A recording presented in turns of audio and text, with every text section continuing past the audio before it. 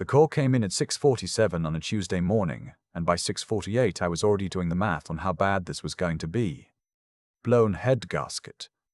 That's what the mechanic at the Flying J outside Amarillo told me.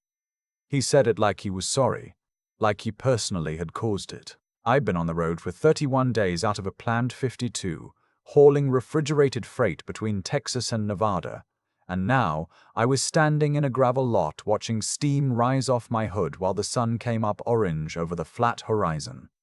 I called my dispatcher. I called the freight coordinator. I filed the incident report. And then I had nothing left to do but wait for the repair estimate and figure out what came next. The estimate came back at 2 days minimum, probably 3. Parts had to be sourced. Labor was backed up. So I did the only thing that made sense. I called my wife to tell her I was coming home. She didn't pick up. I left a voicemail. I texted. I figured she was asleep. It wasn't even 7 in the morning, and I booked a one-way ticket on the first flight out of Amarillo to Memphis. Layover in Dallas. Home by 2 in the afternoon. I remember thinking, my daughter's going to lose her mind when she sees me. She was 12. She liked surprises. Last time I came home early, she'd run down the front steps in her socks and nearly slipped on the wet concrete, and I'd caught her, and we both laughed so hard we couldn't breathe. I was thinking about that the whole flight home. My wife's car was in the driveway when the Uber pulled up. So was an unfamiliar sedan, older model. Dark green, Tennessee plates I didn't recognize. I figured it was her sister visiting from Knoxville, or maybe one of the women from her church group. My wife had a lot of people in and out. That was just how she was. Social, connected. I was the one who disappeared for weeks at a time and came back needing a few days to remember how to talk to people again. I let myself in through the side door off the garage. The house smelled like coffee. My wife was at the kitchen table with a woman I didn't know, mid-50s, short gray hair, wearing a blazer like she'd come from an office. They both looked up when I walked in. My wife's face did something I still can't fully describe. Not surprise exactly. More like rearrangement. Like she was moving things around fast behind her eyes. "You're home," she said. "Head gasket blue," I said. "I texted you." I didn't see it yet. She stood up and kissed me on the cheek and her lips were cold. "This is Brenda. She runs a program we were just discussing." Brenda stood up and extended her hand. Firm handshake. Business smile. The kind of smile that's been practiced until it looks natural. "Nice to meet you," she said. "I've heard good things." I said something polite. I set my bag down, and then I looked around the kitchen and realized something felt off. The way you notice a smell before you can name what it is. "Where's Nora?" I asked. My wife said she was at a program. An enrichment program. She said it quickly almost before I finished the question, and Brenda nodded like she was confirming something. "What program?" I said. "She didn't mention anything to me." "It came together kind of fast," my wife said. "You were on the road. I didn't want to bother you with the details." Brenda slid a brochure across the table toward me. I looked down at it. Sunrise Ridge Academy. A drawing of mountains. Words like character building and guided growth and young women thriving. A phone number with a 423 area code. "She's been struggling," my wife said. "You know how she's been." Nora had been having a hard year. That was true. 7th grade hit her like a wall. Friend drama, grades slipping, a stretch of weeks where she cried at dinner and couldn't tell us why. We talked about seeing someone, a counselor, maybe a therapist. I'd thought we were still in the talking about it phase. "How long has she been there?" I said. 11 days. I did the math backward. 11 days ago, I was somewhere in New Mexico, and my wife had sent our daughter somewhere and hadn't told me. "Where is this place?" I said. "About an hour and a half east," Brenda said pleasantly. "Lovely property. The girls really respond to the structure and the outdoor component." "Can I go see her?" I said. There was a pause, small, but I felt it. "Parents are encouraged to give the first month some space," Brenda said. "The adjustment period is critical. Contact too soon can disrupt the process." "She's 12, I said. "She's doing wonderfully," Brenda said. I looked at my wife. She was looking at her coffee mug. I picked up the brochure and walked to the back porch and stood there in the September heat and called Nora's cell phone. It went straight to voicemail. Her voice on the recording sounded young. She always sounded younger than she looked. I called again. Same thing. I went back inside. Brenda was gathering her things. "I'd like the address," I said. "Of course. I can have the program coordinator reach out to scheduler." "I'd like the address," I said again. "Today." Brenda looked at my wife. My wife looked at the table. Something cold settled in my chest, right behind the sternum. I recognized the feeling. I'd felt it once before, years ago, when I'd been in a truck on an icy overpass and felt the back wheels start to go. That half second before you know what's happening, the knowledge that something is already in motion and you are behind it. I didn't wait for anyone to give me the address. I went upstairs and found the paperwork myself.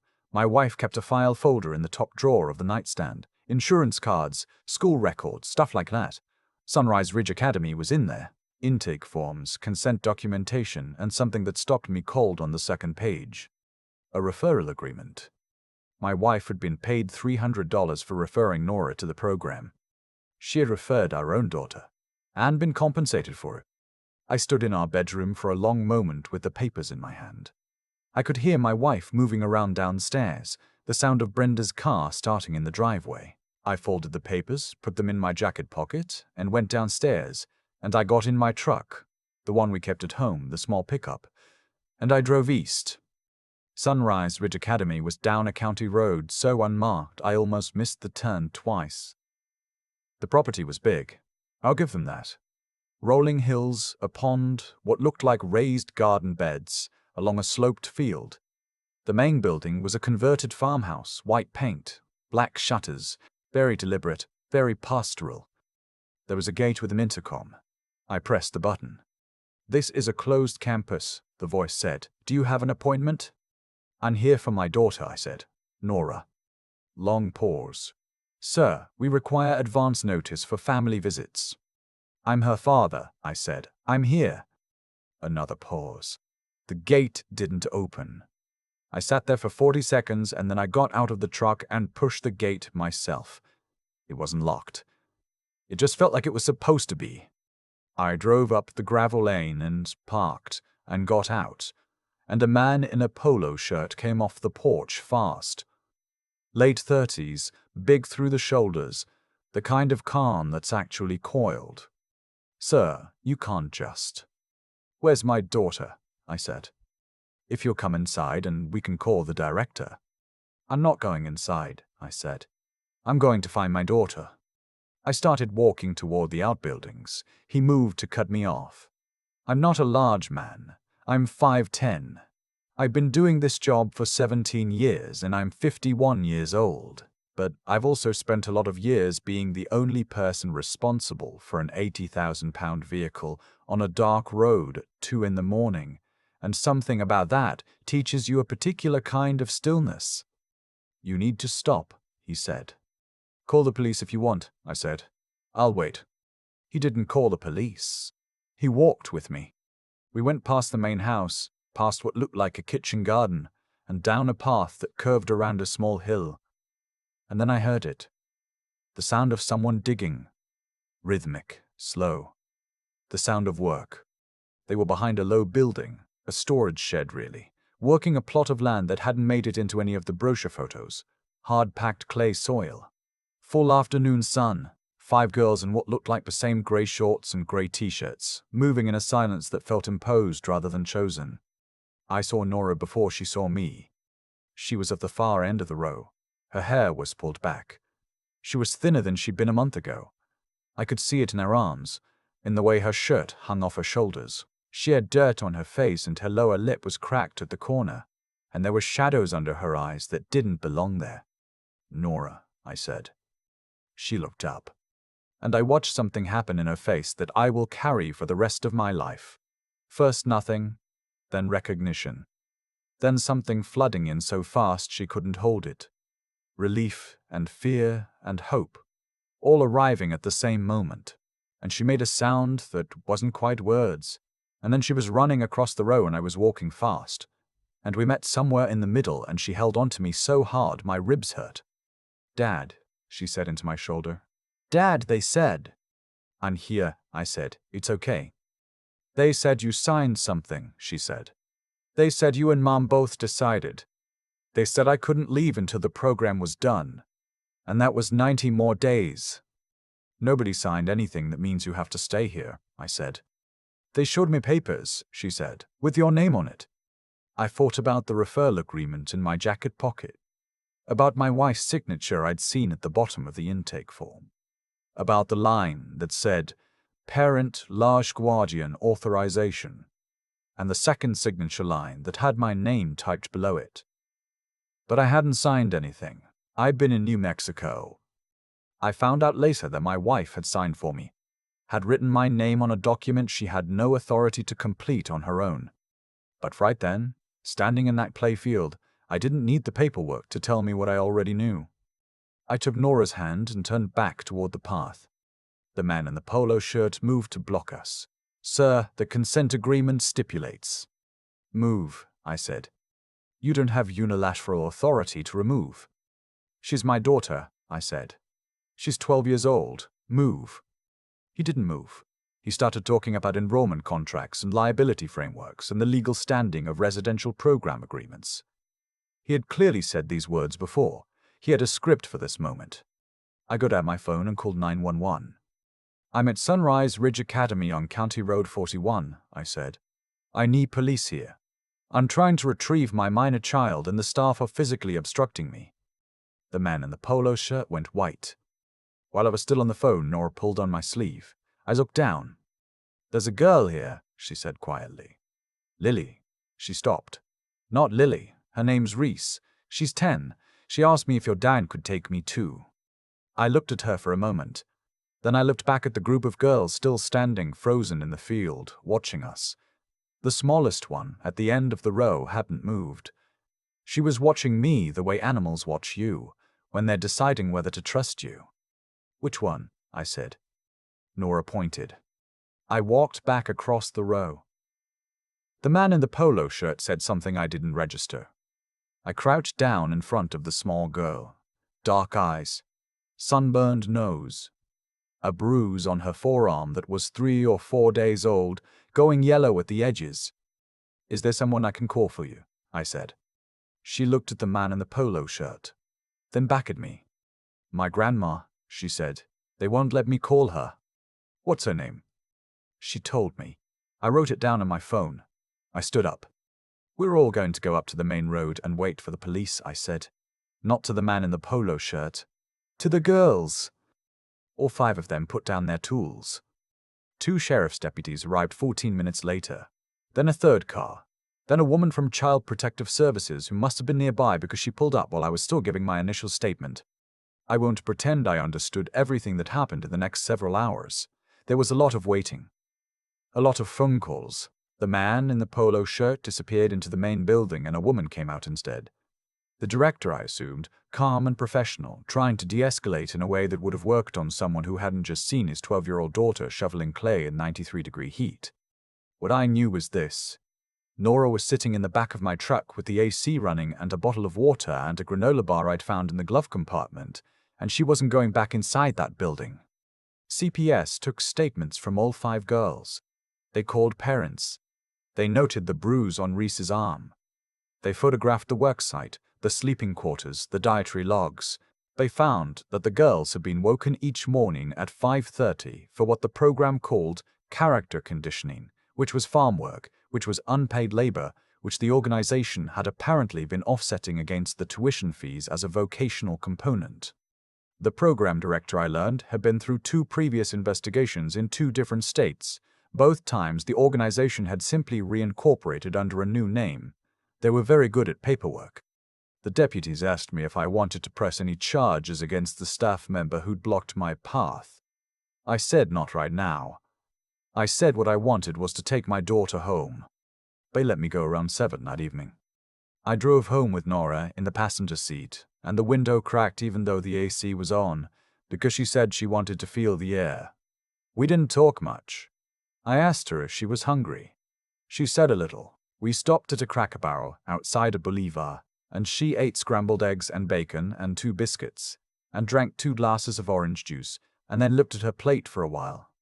I didn't know if anyone was going to come, she said. I know, I said. I kept thinking. She stopped. They said the program was what you and Mom decided together, and I thought maybe you both thought I was too much. Like too much to deal with. I reached across the table and covered her hand with mine. You are never too much, I said. You hear me? That's not a thing. She nodded. She didn't look convinced. That's the part that takes longer. I understood that even then. My wife was home when we got there. She saw Nora's face when we walked in. And something in her own face came apart. I won't go into detail about what happened that night or the nights after. What I'll say is that my wife had convinced herself she was doing the right thing, that the program was legitimate, that Brenda had assured her of results, that Nora's struggles were bigger than what either of us could handle at home. And maybe some part of that was true. But she had also signed my name to a document. And she had taken money to send our daughter there. And when I'd called from Amarillo and she hadn't answered, she knew I was coming home, and she had been sitting at the kitchen table with Brenda deciding what to tell me. I moved into the spare room that night. I stayed there for 3 months. The Sunrise Ridge Academy was shut down by the state 11 days after Nora came home. The director was charged with unlicensed operation of a residential facility, falsification of consent documentation, and multiple counts related to the employment of minors without compensation. The man in the polo shirt lost his social work certification. Reese went home to her grandmother. I know because the grandmother called me 2 weeks later to say thank you. She'd been trying to get Reese out for 3 weeks. She said the program had told her that her granddaughter had voluntarily extended her enrollment. Reese was 10 years old.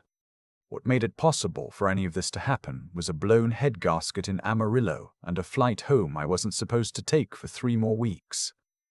I don't know what to do with that fact. I think about it sometimes when I'm out on a long stretch of empty road, somewhere flat and dark.